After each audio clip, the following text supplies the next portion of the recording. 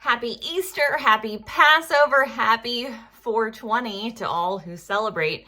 Hi, this is Lenny Kaiser with clearancejobs.com. If you've been following these video updates, you know that 420 is one of my favorite holidays to celebrate. Why? Because drug use questions are the gift that keeps on giving for someone who has to write about the security clearance process.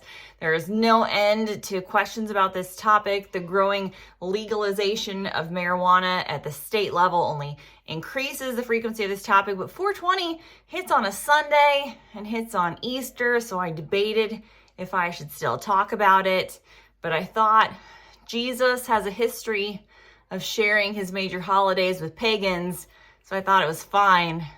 That's a joke. Please don't come at me with your hate mail. I love all of you, pagans and non-pagans alike. But again, for a 420 video update, there actually is a drug use question that is in my queue. Please continue to sending me your questions. If I don't respond to every email or comment that I get, I do have a running list of topics that I try to address here on video updates if I haven't before. One that came up was about poppers and security clearances, and I had to Google what poppers were because I surely didn't know. I Googled it and I immediately forgot what they are because I really couldn't be bothered to care, and I don't entirely know still, and I don't think those were an issue, but it did get my wheels turning about a related question. Not related, let's pretend it's related. A question I have been getting a lot lately, which is about clearance status in the wake of RIFs, layoffs, rescinded job offers. Hey, if I have an adjudicated clearance, what happens to that clearance? Yes, clearance limbo is a thing, regardless of whether you've been on drugs or not. But if you have a clearance that's made its way through adjudication, even if you haven't been read into a program yet or signed an SF-312, a non-disclosure agreement, we've done video updates about those before at Clearance Jobs, you have a clearance. So don't drown your rescinded job offer sorrows at the local dispensary, because then you will not be able to leverage that clearance to get a contract or another job.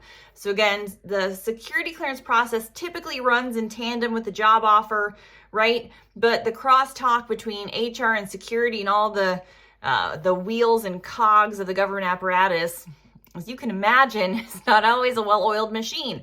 So the good news is sometimes a security clearance process continues even if as a job offer is rescinded. Usually it goes into a loss of jurisdiction or kind of a delayed status. But again, if it's been adjudicated, and I've heard from a lot of folks who have made their way through adjudication, they have an adjudicated clearance, and then they found themselves kind of pretty much immediately rebounding, having a job offer rescinded. Again, probationary period folks. Again, check your clearance status before you separate, before you leave, and just know that if you have any desire to put that clearance to work, whether it's adjudicated or in process, typically that investigation can get picked up again. But if you start doing some drugs, even in a state where it's legal, that's going to cause issues because you've signed on the dotted line, you've submitted your security clearance application, you've acknowledged that ongoing drug use is a disqualifying factor in the security clearance process. So tripping up and getting tripped, I'll try to work in the lingo, as it were, it's just gonna make a mess of things. I'm not saying your chances of getting through the process are totally tanked or sunk, but it's gonna be tricky. You're probably gonna end up on the face of a denial or revocation. Again, if you do kind of drugs in that interim period after submitting an application, job offers rescinded, you want to hop back in, get it fully adjudicated, or if it's been fully adjudicated, again, you have a clearance. So you are cleared.